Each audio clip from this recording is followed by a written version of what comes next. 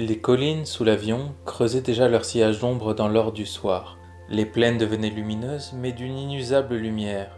Dans ce pays, elles n'en finissent pas de rendre leur or, de même qu'après l'hiver, elles n'en finissent pas de rendre leur neige. Et le pilote Fabien, qui ramenait de l'extrême sud vers Buenos Aires le courrier de Patagonie, reconnaissait l'approche du soir au même signe que les eaux d'un port, à ce calme, à ces rides légères qu'à peine dessinaient de tranquilles nuages. Il entrait dans une rade immense et bienheureuse. Il eût pu croire aussi, dans ce calme, faire une lente promenade, presque comme un berger. Les bergers de Patagonie vont, sans se presser, d'un troupeau à l'autre. Il allait d'une ville à l'autre, il était le berger des petites villes. Toutes les 2 heures, il en rencontrait qui venaient boire au bord des fleuves ou qui broutaient leurs plaines. Quelquefois, après 100 kilomètres de steppes plus inhabitées que la mer, il croisait une ferme perdue, et qui semblait emporter en arrière, dans une houle de prairies, sa charge de vies humaines, alors il saluait des ailes ce navire. San Julian est en vue, nous atterrirons dans 10 minutes. Le radio-navigant passait la nouvelle à tous les postes de la ligne. Sur 2500 km, du détroit de Magellan à Buenos Aires, des escales semblables s'échelonnaient, mais celles-ci s'ouvraient sur les frontières de la nuit comme, en Afrique sur le mystère, la dernière bourgade soumise. Le radio passa un papier au pilote. Il y a tant d'ourages que les décharges remplissent mes écouteurs. Coucherez-vous à San Julian ? Fabien sourit. Le ciel était calme comme un aquarium et toutes les escales, devant eux, leur signalaient « ciel pur, vent nul ». Mais le radio pensait que des orages s'étaient installés quelque part, comme des vers s'installent dans un fruit. La nuit serait belle et pourtant gâtée. Il lui répugnait d'entrer dans cette ombre prête à pourrir. En descendant moteur au ralenti sur San Julian, Fabien se sentit las. Tout ce qui fait douce la vie des hommes grandissait vers lui. Leurs maisons, leurs petits cafés, les arbres de leur promenade. Il était semblable à un conquérant, au soir de ses conquêtes, qui se penche sur les terres de l'Empire et découvre l'humble bonheur des hommes. Fabien avait besoin de déposer les armes, de ressentir sa lourdeur et ses courbatures. On est riche aussi de ses misères, et d'être ici un homme simple, qui regarde par la fenêtre une vision désormais immuable. Ce village minuscule, il eût accepté.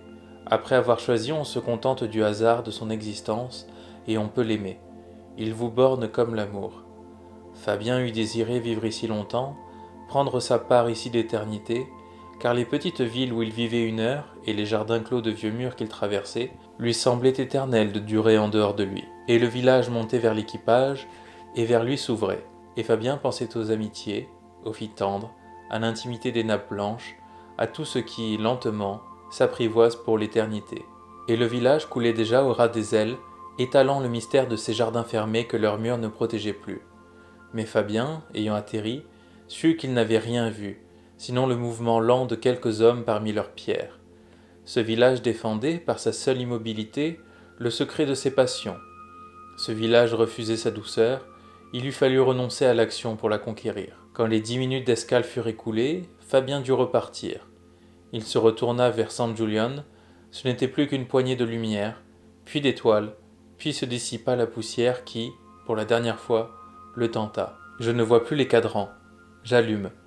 Il toucha les contacts, mais les lampes rouges de la carlingue versèrent vers les aiguilles une lumière encore si diluée dans cette lumière bleue qu'elle ne colorait pas. Il passa les doigts devant une ampoule. Ses doigts se teintèrent à peine, trop tôt. Pourtant, la nuit montait, pareille à une fumée sombre, et déjà comblait les vallées. On ne distinguait plus celle-ci des plaines. Déjà pourtant s'éclairaient les villages, et leurs constellations se répondaient. Et lui aussi, du doigt, faisait cligner ses feux de position, répondait au village. La terre était tendue d'appels lumineux, chaque maison allumant son étoile face à l'immense nuit, ainsi qu'on tourne un phare vers la mer. Tout ce qui couvrait une vie humaine déjà scintillait. Fabien admirait que l'entrée dans la nuit se fit cette fois, comme une entrée en rade, lente et belle. Il enfouit sa tête dans la carlingue. Le radium des aiguilles commençait à luire. L'un après l'autre, le pilote vérifia des chiffres et fut content.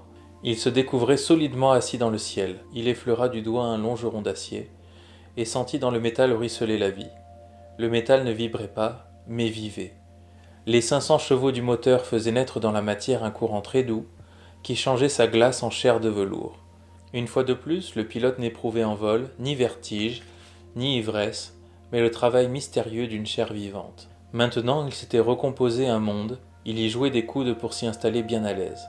Il tapota le tableau des distributions électriques, toucha les contacts un à un, remua un peu, s'adossa mieux et chercha la position la meilleure pour bien sentir les balancements des 5 tonnes de métal qu'une nuit mouvante épaulait.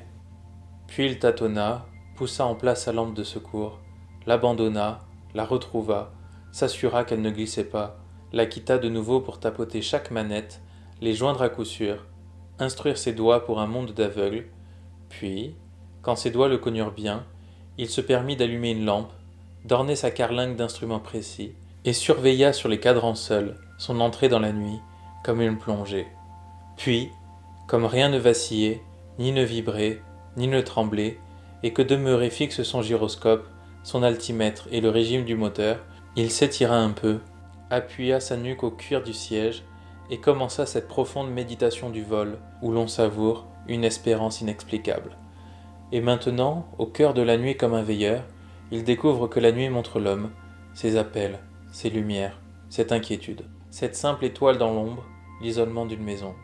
L'une s'éteint, c'est une maison qui se ferme sur son amour, ou sur son ennui. C'est une maison qui cesse de faire son signal au reste du monde. Ils ne savent pas ce qu'ils espèrent, ces paysans accoudés à la table devant leur lampe. Ils ne savent pas que leur désir porte si loin, dans la grande nuit qui les enferme. Mais Fabien le découvre quand il vient de 1000 kilomètres et sent des lames de fond profondes soulever et descendre l'avion qui respire, quand il a traversé 10 orages, comme des pays de guerre, et entre eux, des clairières de lune, et quand il gagne ses lumières, l'une après l'autre, avec le sentiment de vaincre. Ces hommes croient que leur lampe luit pour l'humble table, mais à 80 km d'eux, on est déjà touché par l'appel de cette lumière, comme s'il la balançait désespéré, d'une île déserte devant la mer. Bonjour, I'm teaching French online, Vol de nuit, written by Antoine de Saint-Exupéry, who was a French author who wrote the famous Le Petit Prince. I've talked about this French masterpiece in a previous video. If you enjoy my work and want to support this small channel, feel free to subscribe. Take care et à bientôt.